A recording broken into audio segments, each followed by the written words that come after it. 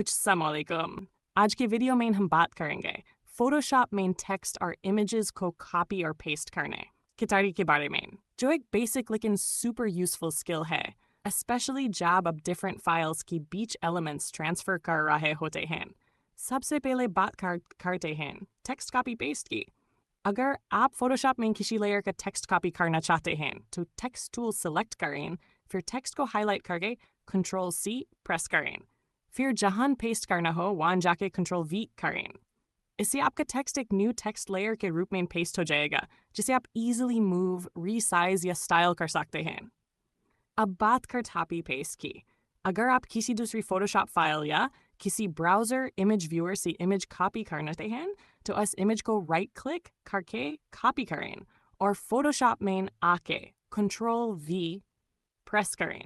Image एक new layer में paste हो जाएगी, जिसे आप ट्रांसफॉर्म करके एडजस्ट कर सकते हैं। अगर वीडियो पसंद आए तो लाइक, शेयर और सब्सक्राइब करना न भूलें। मिलते हैं अगले डिज़ाइन ट्यूटोरियल में डिज़ाइन चेस्ट के साथ।